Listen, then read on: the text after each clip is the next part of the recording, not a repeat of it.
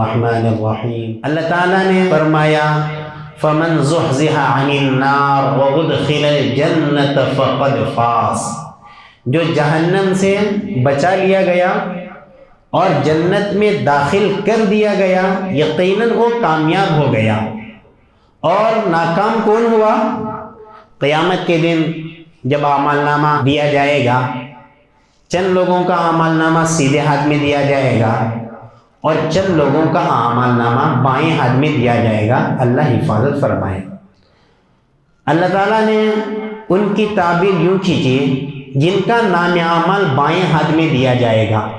وَأَمَّا مَنْ أُوتِيَ كِتَابَهُ بِشِمَالِهِ، جن کا اعمال نامہ ان کے بائیں ہاتھ میں مل گیا، گویا وہ ناکام ہو گیا۔ وہ کیا ہوگا؟ فَيَقُولُ يَا لَيْتَنِي لَمْ أُوتَ كِتَابِيَهْ، وہ کہے گا اے کاش کہ مجھے میرا اعمال نامہ ملتا ہی نہیں۔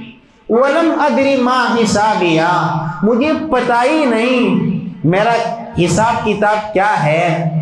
ما اغنا عنی مالیا، مجھے میرے مال نے کچھ فائدہ نہیں پہنچایا۔ دنیا میں میرے پاس کروڑوں روپے تھے، بڑی بڑی بلڈنگیں تھیں، بڑے بڑے مکانات تھے، بڑی بڑی دکانیں تھیں، ایک روپے کا بھی مجھے فائدہ نہیں مل رہا ہے۔ ہلک عنی سلطانیہ، دنیا میں میرے پاس حکومت تھی، کنٹرول تھا، پاور تھا، میں ذمہ دار تھا، ہر جگہ میری چلتی تھی، لیکن وہ سب تباہ ہو گئی، وہ سب برباد ہو گئی۔ اللہ تعالیٰ فرشتوں سے کہے گا خذو، اسے پکڑو، فغلو، اس کے گلے میں توق ڈال دو، ثم الجحیم صلو، پھر اسے جہنم میں جھونک دو، ثم فی سلسلہ، پھر اسے ایسی زنجیر میں جکڑ دو، ذرعها 70 ذراعا فاسلکوہ، جس کی لمبائی کتنی ہوگی؟ جس کی لمبائی 70 گز ہوگی۔ روایت میں آتا ہے وہ زنجیر ایک راستے سے ڈال دیا جائے گا اور دوسرے راستے سے نکال دیا جائے گا۔ جیسے آپ نے تسبیح دیکھی ہوگی، تسبیح کے اندر کیسے دانے پروئے جاتے ہیں، ایسے اللہ تعالیٰ جہنمیوں کے اندر وہ زنجیر ڈال دے گا، ایک راستے سے ڈال کے دوسرے راستے سے نکال کر اسے جہنم میں پھینک دیا جائے گا۔ وجہ کیا ہے؟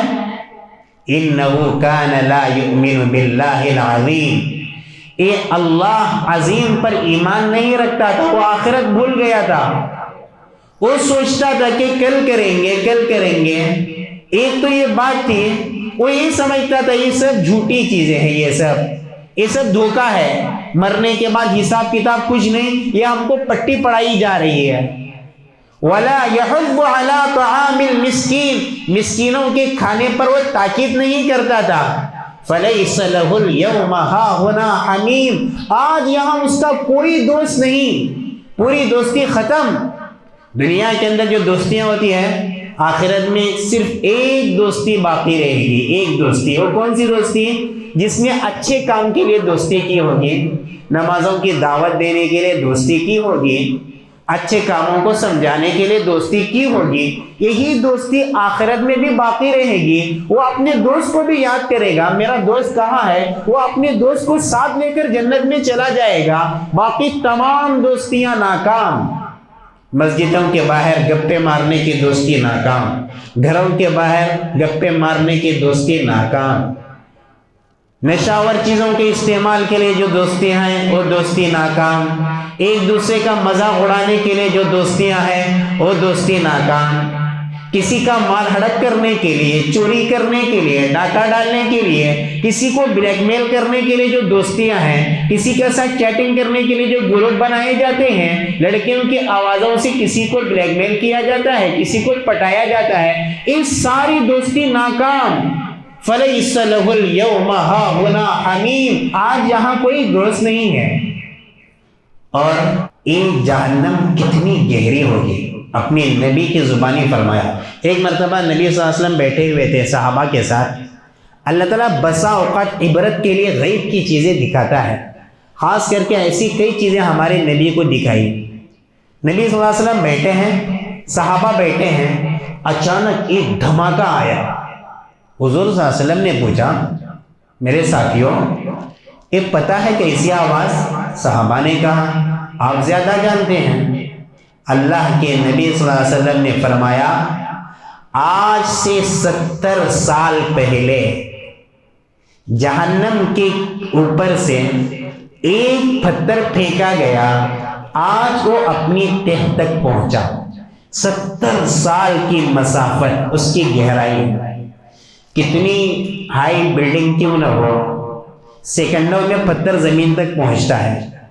70 سال کے بعد ایک پتھر جہنم کی تہ تک پہنچا، اندازہ نہیں لگا سکتے اس کی گہرائی کیا ہوگی۔ اور فرمایا اللہ نے قرآن میں لَأَمْلَأَنَّ جَهَنَّمَ مِنَ الْجِنَّةِ وَالنَّاسِ أَجْمَعِينَ، اس جہنم کو میں جنات اور انسان سے بھر کر رہوں گا۔ ایک دن وہ آئے گا یہ جہنم بھر دی جائے گی۔ اللہ تعالی ہماری حفاظت فرمائے۔ ہم لوگ آج جس جسم کو لے کر دنیا میں ہیں، یہ جہنمیوں کا جسم ایسا نہیں ہوگا۔ جہنمیوں کا جسم بڑھا دیا جائے گا تاکہ تکلیف میں اضافہ ہی ہوتا رہے، اضافہ ہی ہوتا رہے۔ اللہ کے نبی صلی اللہ علیہ وسلم نے فرمایا جہنمیوں کے 2 کندھوں کے درمیان کی مسافت جیسے ایک تیز رفتار سوار 3 دن جو مسافت طے کرتا ہے، 2 کندھوں کے درمیان اتنی بڑی مسافت ہوگی۔ جہنمیوں کا ایک دار احد پہاڑ کے برابر ہو گئے۔ ساری مستند روایت ہیں۔ احد پہاڑ کتنا بڑا ہے؟ ایک دانت۔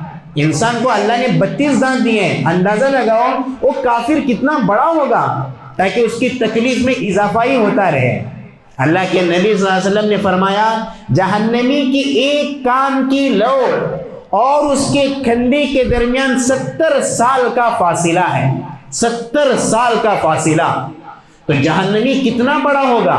یہ کیوں ہوگا؟ یہ اس لیے ہوگا تاکہ عذاب میں مزید اضافہ ہو جائے۔ دنیا میں کیا ہوتا ہے، اگر کسی کو بہت تکلیف پہنچے تو مر جاتا ہے، جہنم میں موت نہیں۔ جہنمی لوگ بار بار تمنا کریں گے ہمیں موت آئے، موت آئے، موت آئے، موت نہیں۔ لا تدعوا اليوم ثبورا واحدا وادعوا ثبورا كثيرا، اللہ کہے گا آج ایک موت کو نہ پکارو، بہت موت کو پکارو۔ موت نہیں ہے۔ جہنم کا فرشتہ داروغہ، اس کا نام مالک، قرآن میں بھی اللہ نے تذکرہ کیا۔ جہنم کے فرشتے کا نام مالک، اس کے ماتحت کروڑوں فرشتے ہوں گے کام کرنے والے۔ جہنمی لوگ مالک سے کہیں گے اے مالک، آواز دیں گے۔ روایت میں آتا ہے 40 سال کے بعد وہ جواب دے گا۔ وہ کیا کہیں گے مالک سے؟ یا مالک لیقضی علینا ربک، ہمارا کام تمام ہو جائے، ہمیں موت آ جائے۔ مالک کہے گا انکم ماکثون، تم یہیں پڑے رہو، تمہیں موت تو آنے والی نہیں ہے۔ یہ ہے جہنم۔